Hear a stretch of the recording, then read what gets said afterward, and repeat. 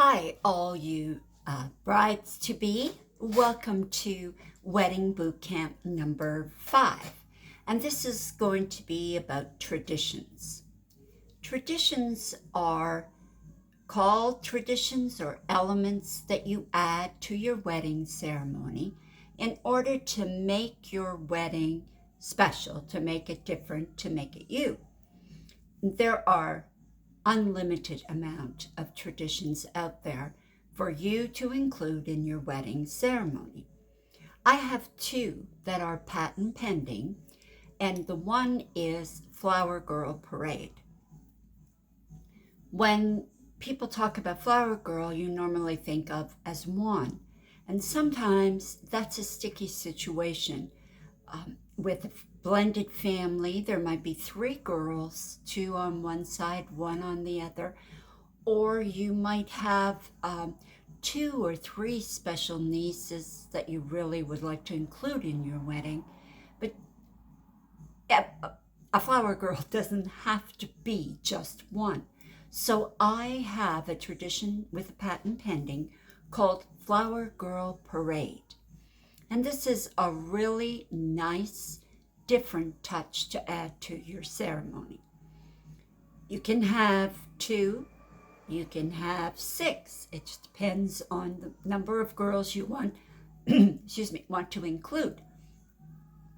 These girls walk down the aisle, normally with 1 flower each.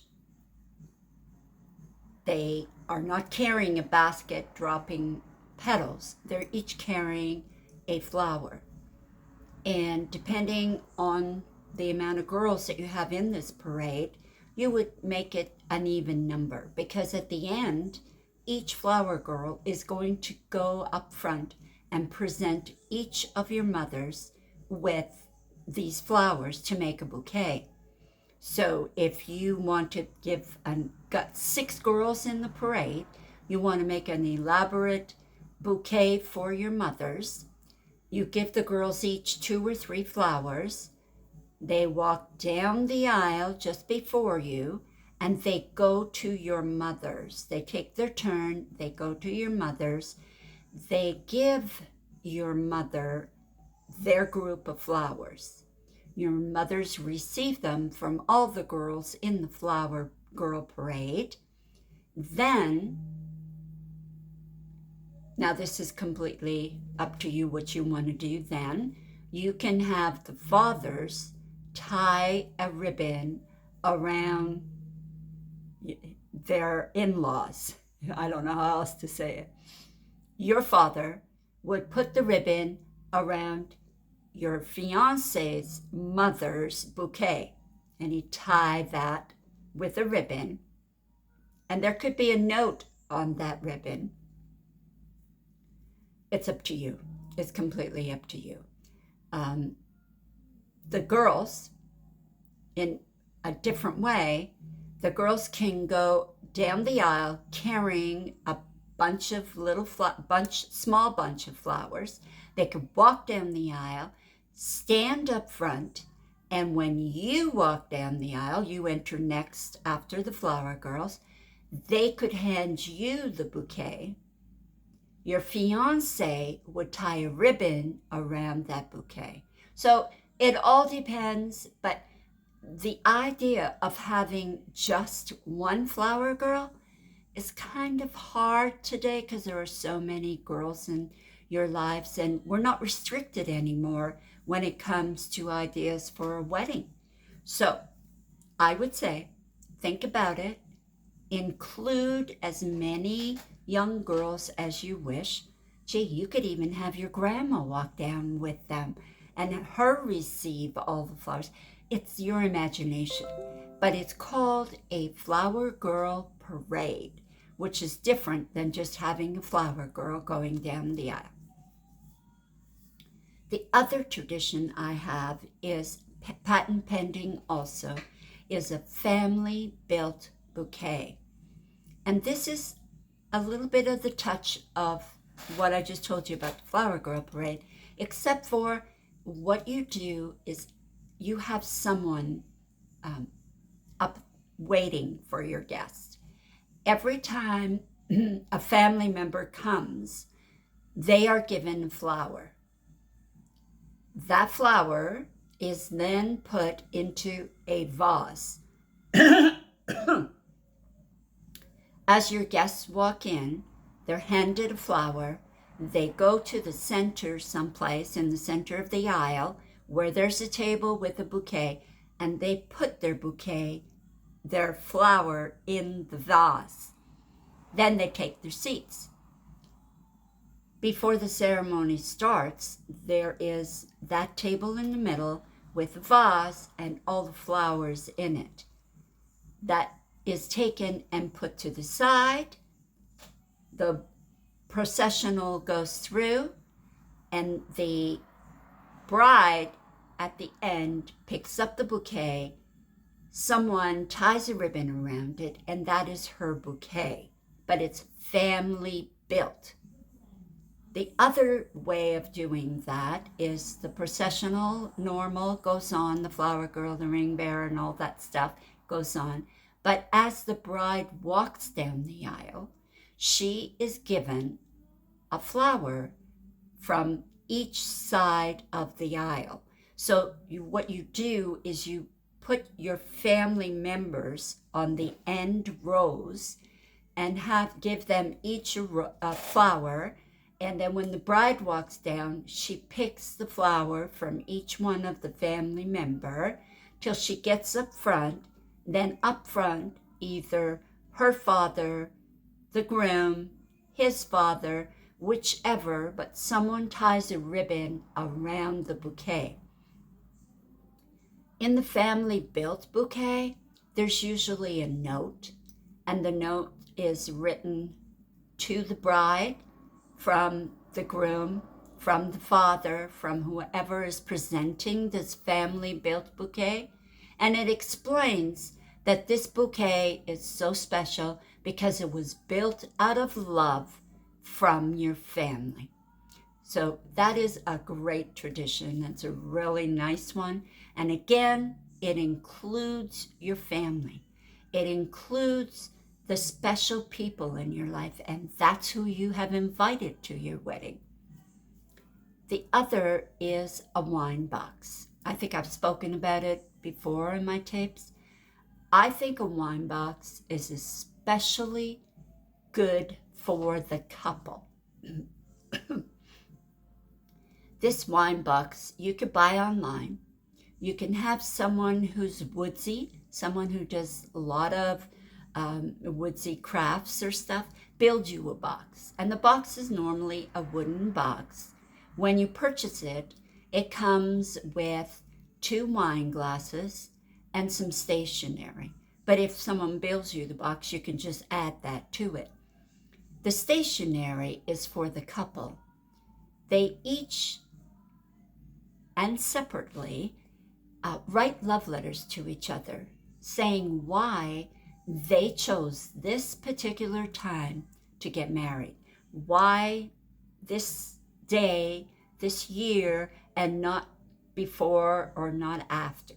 It's just a personal touch and your promise to your bride, or your groom, of your intentions for your married life.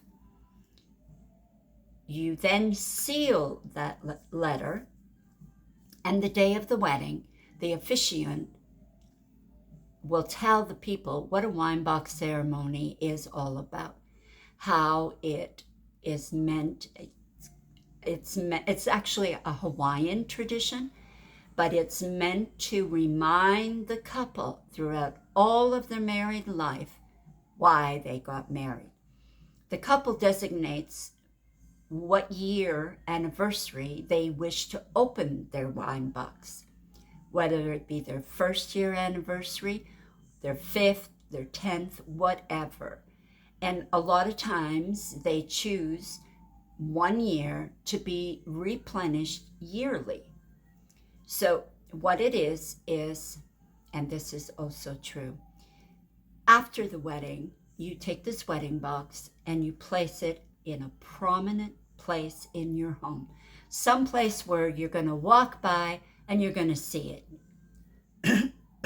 excuse me, you're going to see that box.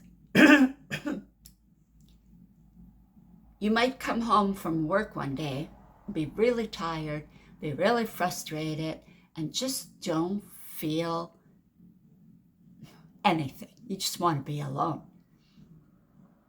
And you come in the door and you walk by this box and it'll click. You will remember. You wrote these words down. You did. You will remember what words you said in that letter.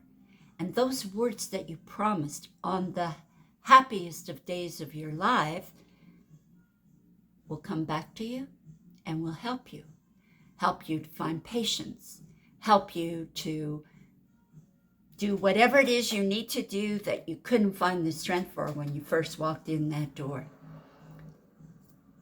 That fact alone is why I think this wine box is especially a great tool for couples throughout their whole married life.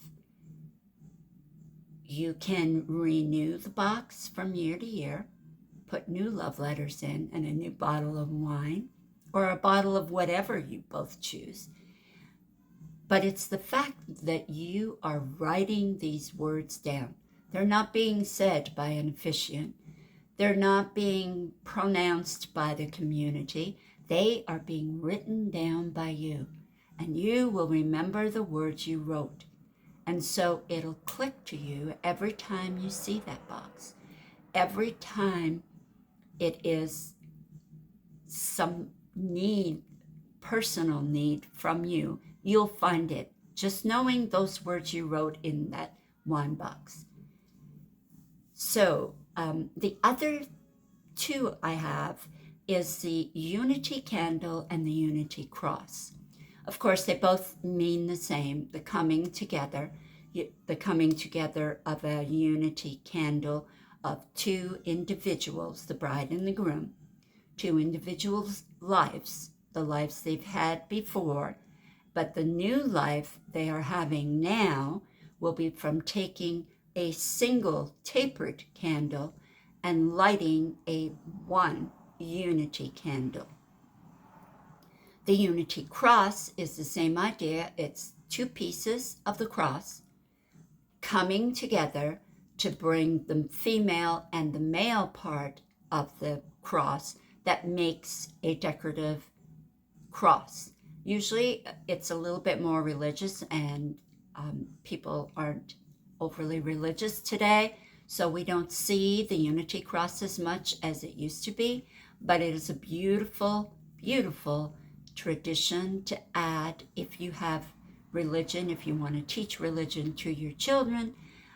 It just is a great thing. And last is the blending of the family. Blending of the family today is very common. People will get married for a second time, and he has children from a previous marriage. She has children from a previous marriage. And in there, you have different range of children. You both are starting a new life, married as a couple, bringing your children together to form a brand new family. And that's uniting, a blending of the family. And it is always nice to acknowledge to your children your intentions. You're intending to take on his children. He's intending to take on your children. And you are intending to raise these children to the best of your ability. Now's the time to recognize and to tell the children of this by demonstrating it. And as the officiant, the blending of the family will be offered to couples, and telling them that they can include their children. The officiant will call the children forward. They will all stand holding hands with their parents in a circle. The minister officiant will say words acknowledging the blending of the family, and then asking of the parents to make a promise to be faithful, to love, and to cherish the children all through their lives. And then, just like the wedding couple, the parents offer the children a gift, something to give to them to show their love and their intention of the blending of the family. This gift can be a single rose, it could be a piece of jewelry, it could be a toy, it could be whatever the couple deems to give their children. But it's a way of, in your ceremony, after you have exchanged rings, this is when the blending of the family occurs normally. And at that point, you invite the children up, they form a circle with the couple, you say words to promise to take care of the children and love them. Then you exchange a gift. Then the minister invites the children to go back to their seat. And this is called the blending of the family. And it's a really pretty touch to a ceremony when you have two separate families coming into one. And it also acknowledges to the community that you are taking on the other spouse, the other person's children's lives. That's the end of my tradition video. I hope you enjoyed it. My name is Ida Mae Hansen, and this is Wedding Boot Camp. And I hope you have engaged friends and that you tell them about our video series. Thank you very much for watching, and I hope you come back. Bye now.